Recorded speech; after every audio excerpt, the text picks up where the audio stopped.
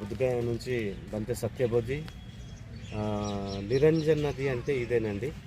ఎప్పుడైతే సుజాత గారు బుద్ధునికి ఆమెకు సంతానం లేకపోతే బుద్ధునికి ఇక్కడ బుద్ధగయలోని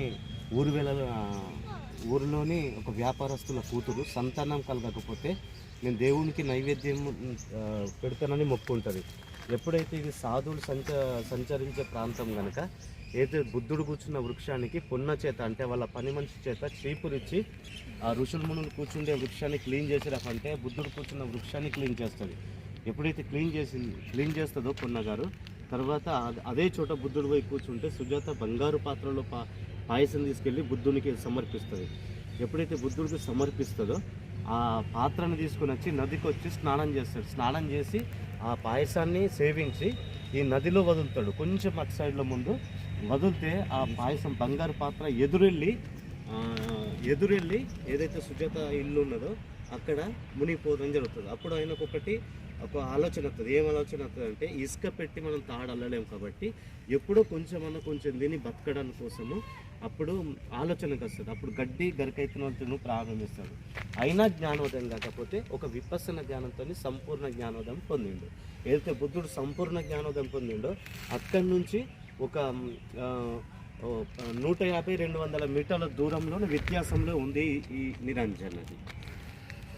ఓకే, జ్ఞానోదయం పొందినటువంటి నది ఒడ్డున అన్నట్టు నది ఏదైతుందో అదే నిరంజన్ నది. ఆ నిరంజన్ నది ఇది. ఈ నది ఒడ్డుకు 100-150 మీటర్ల దూరంలో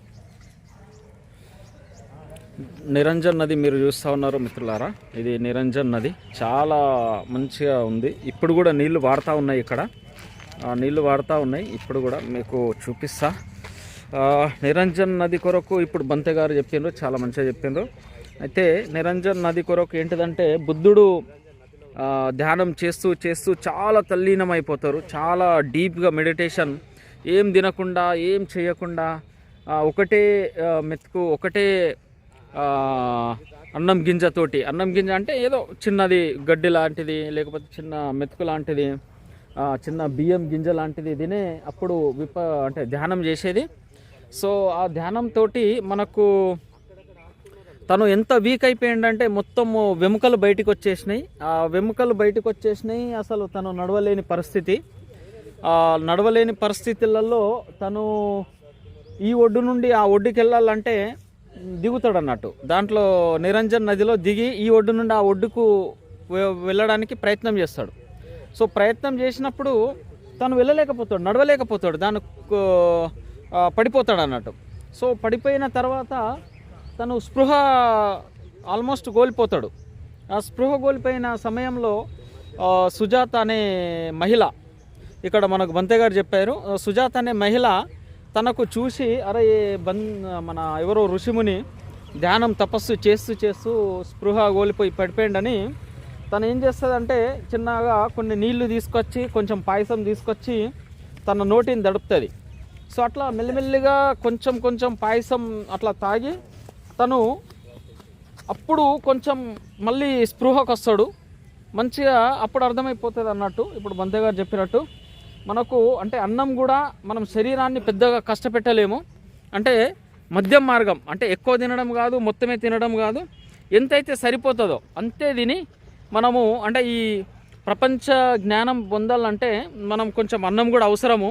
ఈ శరీరాన్ని ఎక్కువ కష్టపెట్టద్దు అన్నది మన బుద్ధుడు అప్పుడు ఆలోచన చేసి కొంచెం శరీరానికి ఎంత అవసరమో, ధ్యానానికి ఎంత అవసరమో, శరీరం నడిపించడానికి ఎంత అవసరమో అంతే అన్నం తీసుకొని తను మెడిటేషన్ ధ్యానంలో చాలా నిమగ్నమైపోయారు. సో అది చూసిన తర్వాత కొందరు తన తోటి ఉన్నటువంటి సాధకులు, అంటే ధ్యానం చేసే సాధకులు, వాళ్ళు అరే ఈయన అన్నం తినడం మొదలుపెట్టేసిండు, సో ఈయన ధర్మాన్ని భ్రష్టు పట్టిస్తున్నాడు, అంతేనా బంతేజీ? సో అని తనను వదిలేసి వెళ్ళిపోయాడు. అందరూ వదిలేసి వెళ్ళిపోయాను కదా. సో తను ఒక్కడే అప్పుడు తను ఇక మనకు తెలిసిన హిస్టరీ, తను అలాగనే కొంచెం అన్నం తీసుకుంటూ ధ్యానంలో చాలా నిమగ్నమై చాలా లోతుకి వెళ్ళిపోయి తను అప్పుడు ఈ ప్రపంచ జ్ఞానం పొందుతాడు, జ్ఞానోదయం అవుతుందని మనకు హిస్టరీలో చెప్తూ ఉంటారు, మనకు తెలుసు. సో అదే జ్ఞానోదయం. సో దాని తర్వాత జ్ఞానోదయం అయిన తర్వాత మళ్ళీ తను ఏం చేస్తాడంటే అదే ఎవరైతే తనను వదిలి వెళ్ళిపోయినరో వాళ్లకు వెళ్ళి మళ్ళీ జ్ఞానాన్ని పంచుతాడు.